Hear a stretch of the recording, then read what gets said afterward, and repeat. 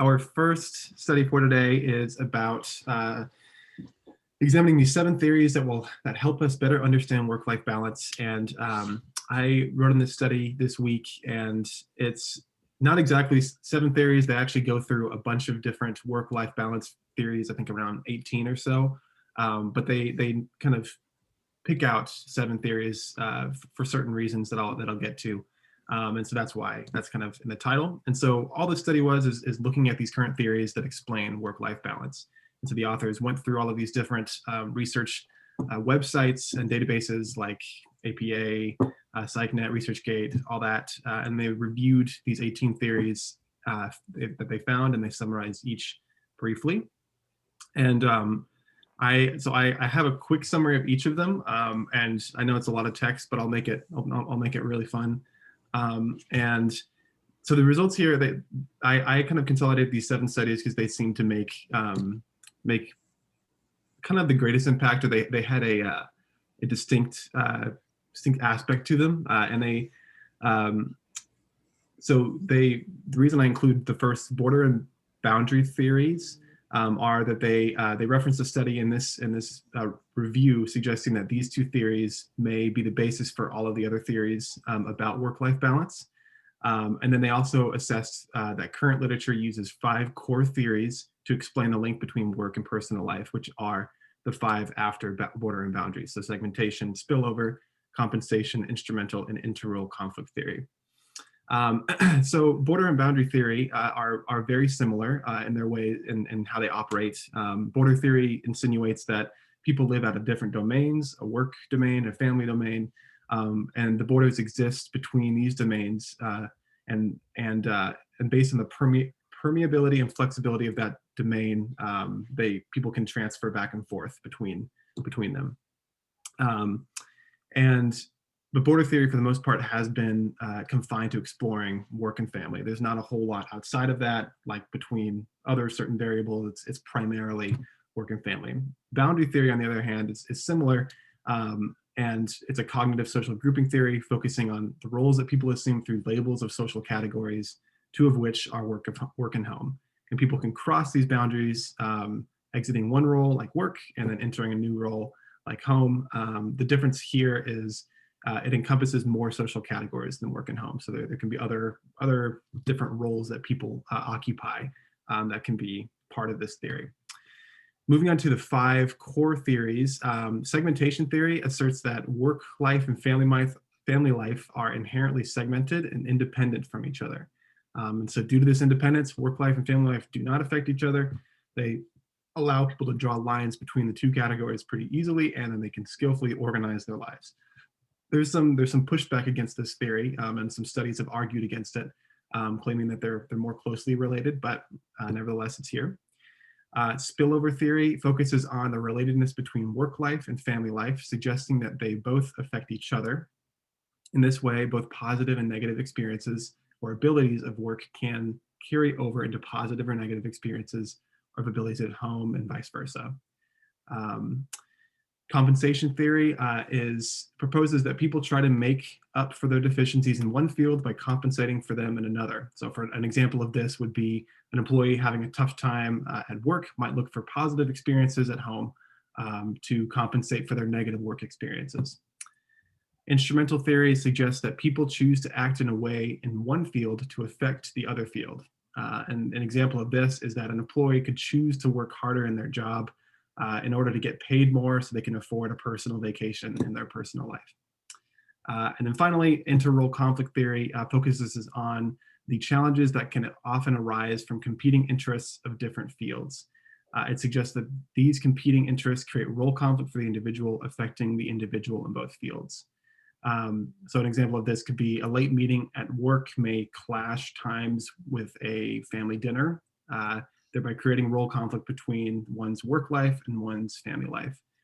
And so looking over all of these, a good key takeaway is that, work-life balance is a complicated subject. There's a lot of moving parts to it.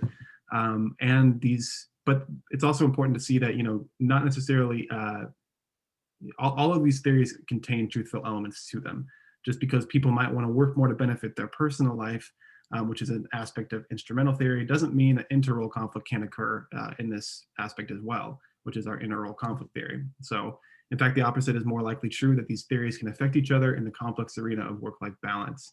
And it's also important, I think, that organizational leadership consider the impact of these theories on how they can impact health and welfare of the employee and the organization. Work-life balance can lead to really great outcomes when it's handled well, but not so great outcomes when it's handled poorly. So I know that's a lot of theories, a lot of text, but that's what we got from this study. Seems like there should be just like work-life balance theory that encompasses all of them, because they all seem to have like, legitimate roles in some way, depending on the situation, Right.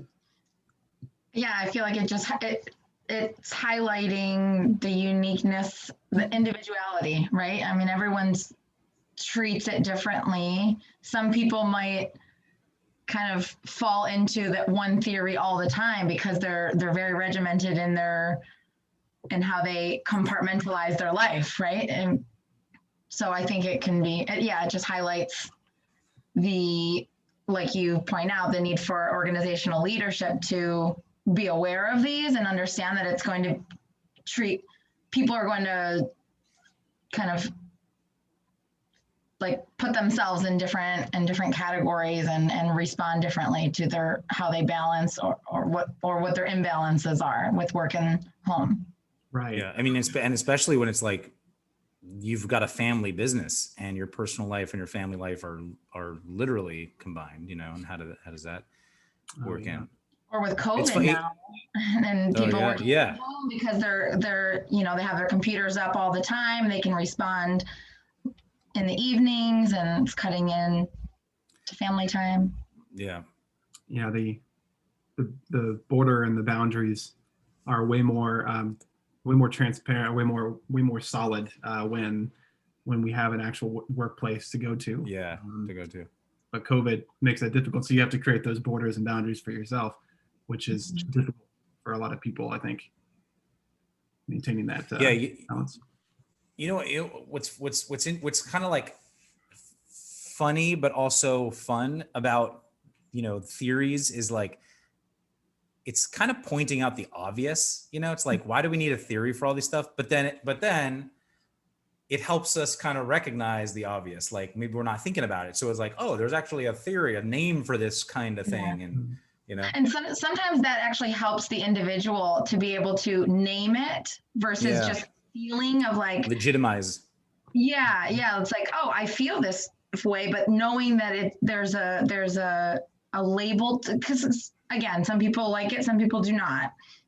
But I think it can almost take off that feeling of like, oh, it's only me, or I'm struggling with this challenge. Knowing that it's a theory and it's a little bit more generalized and spreads to the masses can kind of like help someone a little bit. Yeah. And I think too, that's like validation for someone to bring that up with an employer as well, as kind of, if say their employer's not sensitive to these things, they can say, hey, look, there's a theory that exists because it's so common. Yeah. Yeah. See, other people are dealing with this enough that they actually created a theory about it and there's a name for it. Yeah. Yeah. This is very new to me. I've never heard of these theories when it comes to work-life balance. So yeah, me neither. Yeah. Well, guys, there's 11 more. There's 18 total. So if you really want to get into it. No, let's just spend all day talking about the 18 theories of work-life balance. That sounds great. I feel like this research article is the timing is perfect that you chose this, just because of everyone kind of scrambling. Maybe scrambling is too serious of a term, but with the transitions of COVID, a lot of people are talking more about this and acknowledging this a little bit more because, as you pointed out, like those borders are not as strict anymore because of people working from home.